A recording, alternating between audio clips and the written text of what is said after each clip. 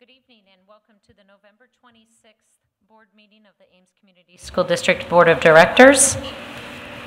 I will take approval of the agenda.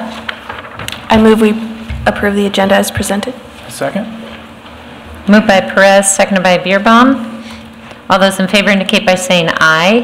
Aye. Opposed, nay. Passes 7-0. Director Deerdorf, will you please read the mission statement? The mission of Ames Community Schools is to ensure that all learners develop the knowledge, skills, attitudes, values, and personal esteem necessary to grow in and shape a changing society. Thank you very much. I will go ahead and read our statement for public comments and public forum. Residents of the district, students attending the district, parents or guardians of students attending the district, and district staff members may address the board about any topic relevant to the district, whether on the current agenda or not. Those who wish to speak must sign up at the beginning of the meeting. Speaker participation is limited to 3 minutes once per item. The views and opinions of citizens addressing the board do not necessarily reflect those of the board, district administration, or staff. Speakers are to remember that Iowa law prohibits the board from discussing specific employees, students, or their performance. Student speakers will state their name and school. Others will state their name and address. And the first discussion item tonight is policies for discussion. Any comments from our policy committee members or Superintendent Reisner? I would just note that these are new policies to the district, so they're all ones that we did not currently have. I was a little surprised, I guess you could say, about 105, the assistance animals, specifically the miniature horses, and just curious why we needed, if that needed to be part of it, or... I thought there's got to be a story there. We actually discussed this, and as I remember, and Superintendent Reisner can comment, it's a legal requirement now that IASB is helping make sure we follow. So there's a statute that says we have to have miniature horses? There is. Really? Wow. Okay. I believe it's in that legal reference, maybe the first one. 794. So just for the good of the public, since I know we have some history students here, government students, our policies, we subscribe to a service through Iowa Association of School Boards that helps us to draft our policies because there is ever-changing things, whether it be at the state or federal level, and our organization provides us support and legal counsel on drafting, as it's the case tonight, several new policies, and the one that has been brought up is that of assistance animals. And I do remember a year ago our superintendent at the time giving us a heads up, myself a heads up in a conversation that miniature horses as service animals was coming as a legal requirement. So any other comments or questions? Seeing none, we will open the floor for public comments on any of these policies. Seeing none, we will go ahead and move those to our action items for our meeting on December 10th. Item 4, board committee updates. Do any of you have any updates that you'd like to provide? I don't think I saw any specific information in the agenda form. We do have a technology committee meeting this Wednesday at 4 p.m. Okay. I can give an update on the Equity Committee. We met on November the 19th to finalize or make plans to finalize the equity report that we're going to be submitting to the board.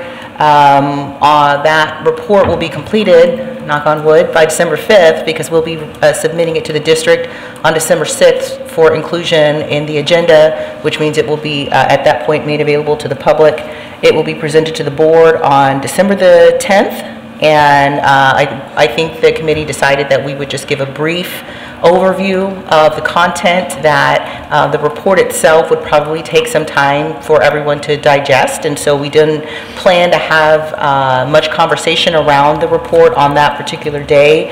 And then the committee will meet one last time on January the 7th to debrief and to conclude our work, and then the Equity Committee will take another form.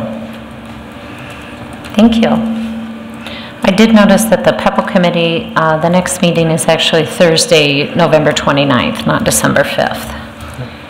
Any other updates? Yes, I have an update. The IASB finalized its legislative priorities for next legislative session. Those are, without getting into the specifics, the 4 top priorities will be a resolution on mental health, a resolution on school funding policy, one on supplemental state aid, and then also, most importantly, these SAVE, actually these aren't in any priority order, they're all very important.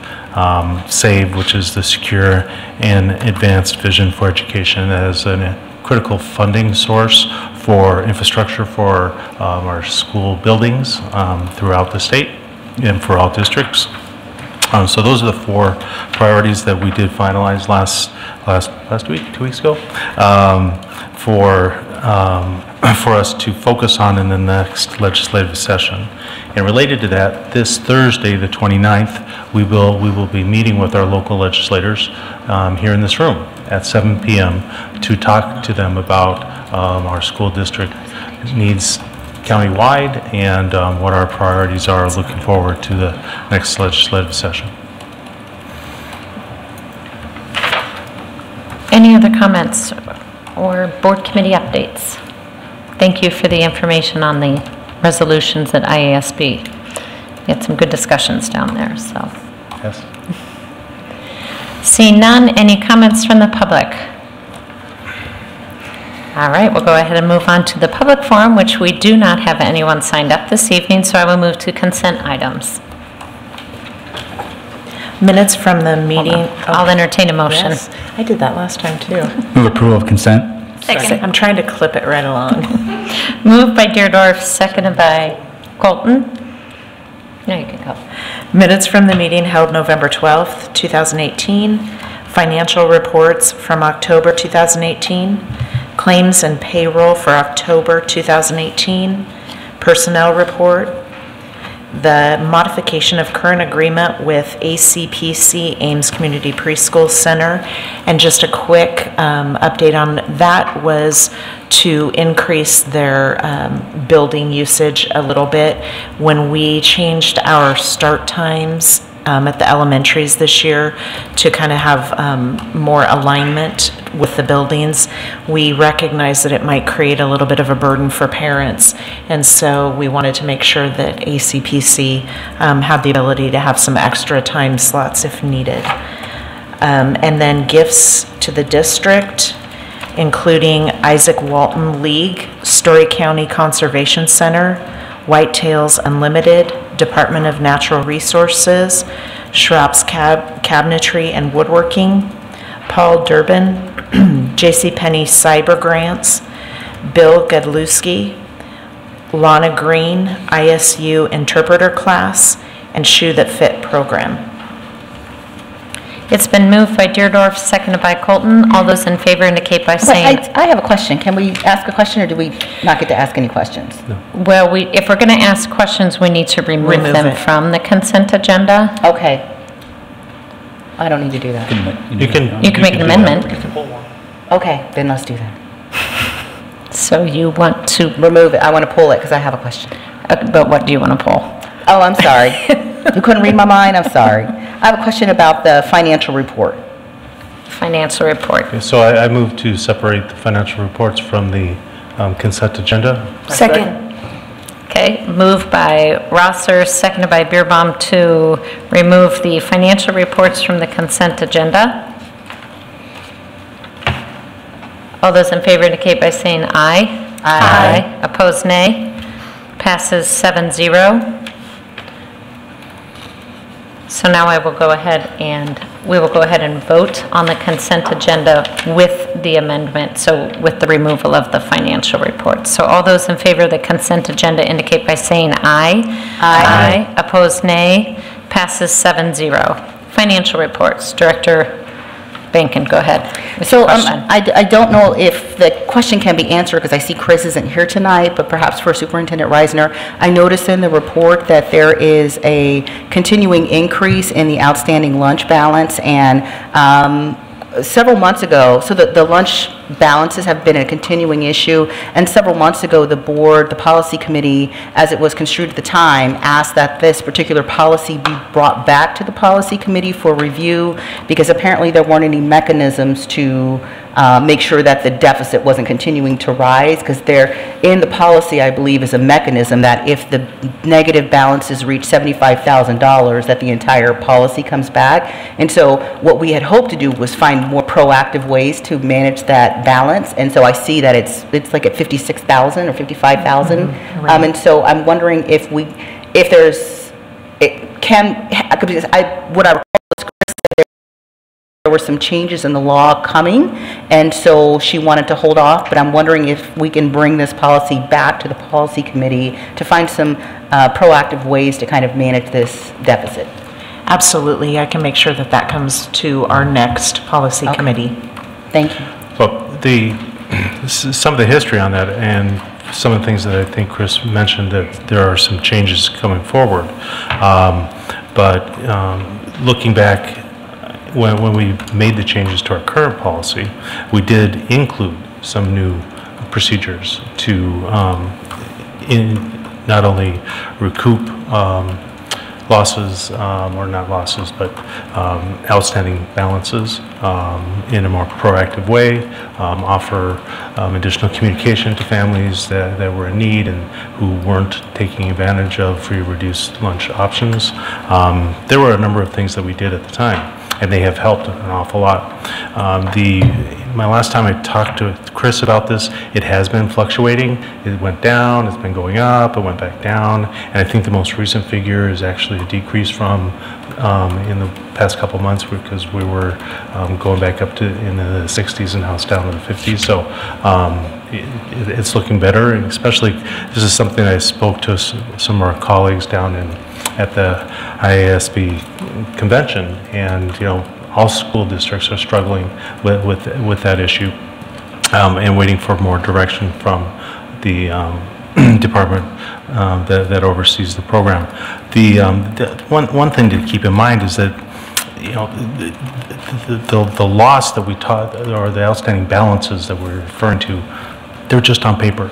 They don't affect the ability of the school district to provide nutritional services to our students. So even though, there's a balance that's not there, or maybe in the negative, that's in no way, shape, or form affecting the services that we provide, nutritional services that we provide our students. They're still getting lunch. So let's not get overly concerned about that. Again, it's something that all school districts throughout the country, not just here in Iowa, are dealing with. And I think with the new direction that is coming forward, we'll be able to address our concerns. So it might be a little premature, I think, for the policy committee to start looking at things until we know some of what's coming down the road to address it, because also keep in mind that the legislature in the last session just made some changes to that, and some of those haven't even really had an effect on school districts yet, and it'll be another year or two before we can really see the results of those changes. Would it be helpful to have Chris get you some, obviously she's not here, so she can't comment specifically on it, but to give you some information, would you like to take that back to the policy committee for review? Yes, that would be helpful. Thank you. Great. Superintendent Reisner, I can see, is writing that down, so thank you. So with that, I would move we accept the financial report for October 2018. Second. Moved by Beerbaum, seconded by Rosser. All those in favor indicate by saying aye. Aye. Opposed, nay. Passes 7-0. Thank you. Moving on to the first action item, the district purpose and priorities. I move the board adopt the district purpose and priorities as presented. Second. Moved by Beerbaum, seconded by Colton. Discussion. Do you want to talk about it? You want me to give just for the good of the public? You could if you wanted to. I have just a quick update under superintendent's update about the policies. Oh, sure. Or the priorities, Yep. sorry. So just for those in attendance, a little bit of quick history on this. The board started working on establishing some priorities for our district last spring, and then when Superintendent Reisner came this summer and then into the fall, we had a work session on, I think it was September 26th, with all of our building leadership and district administration so that we could sit down and all identify together what we felt our purpose and priorities were. So this was pulled together as a group, and then some of the language was refined a little bit by Superintendent Reisner and some of her staff, and that's what we're bringing forward tonight as a vote. Any comments from anyone or questions? I love it. I think it's beautiful. Great. Seeing none, all those in favor indicate by saying aye. Aye. Opposed, nay. Passes 7-0. Item 12, our request to school budget review. I move to approve the request to the School Budget Review Committee for modified allowable growth for increasing enrollment of $5,597,519.60 and limited English proficiency instruction beyond 5 years in the amount of $52,521.70. Second. Moved by Rosser, seconded by Perez. Discussion? Seeing none, all those in favor indicate by saying aye. Aye. Opposed, nay. Passes 7-0. Item 13, demolition and deconstruction of Old Edwards. I move the board approve change order number 1 to Gator Industrial LLC, the purchase of salvaged fencing material from the district in the amount of deduct $6,200. And I move the board approve change order number 2 to Gator Industrial LLC to delete remaining topsoil grading and seed work in the amount of deduct $11,050.50 on the Edwards demolition and deconstruction project. Second. Moved by Deerdorf, seconded by Rosser. Discussion. Jerry, come on up. We thought it might be helpful just for him to give you a quick idea to make sure everybody understands why we have a change order with the word deduct. This is very unusual. In fact, I think mostly a contract you can expect anywhere from 2 to 3 to 5% change order add by the end of the project. So this is really an anomaly. And it was kind of interesting. Don Seymour, the architect that helped us with this project, had a kind of a cute little email just pointing that out too. But early in the project, we were able to coordinate with Gator Industries to sell them the temporary fence we had over at Fellows. And so they used that during the construction project to provide a safety barrier around the site. The other one is that they've really struggled this year to try and get the final seeding and the grading completed. They missed the planting season in the spring, and that moved into the summer, and so in order to be able to get grass to grow, they invested in a temporary irrigation system. So they've really tried to do what they could, but there's a couple of spots that they just don't have completed, and I'm not ready to sign off on them. But I also don't want to drag this into next spring or into the next spring and summer planting season. So I've been having conversation with Keith Abraham with Parks and Rec to be able to make sure that we're working together in the same direction. And what I'd like to do is to be able to utilize the reduction that Gator's offered to close out the project to buy some materials, topsoil, and some seed and fertilizer for the city of Ames to then complete the work next spring. This also allows me to go forward with the fence removal and the tree cleanup along the west property line. That was one of the requirements that Parks and Rec had put on to transfer this site. And I've been patiently waiting to get that done until we have this contract closed, just so we don't have an overlap in the contract and then to create some confusion. So I've got a meeting with 3 contractors this week. I think Wednesday afternoon, we're going to go and look over the fence and the trees, so I'll be able to get competitive pricing on that and then be able to go ahead and launch them into doing that. It's actually going to work, I think, well for us because the ground will be somewhat stable. Hopefully it'll be frost, so we won't be rutting it up or anything. We'll be able to work on a hard surface. But then we'll go ahead and get the trees and things cleaned up. And then just have to do snow removal this last winter, and next spring, we can hand it over to the city. Any comments or questions? So you can wait for title transfer till the spring? We can't do it like December or anything? Whenever the city's ready to accept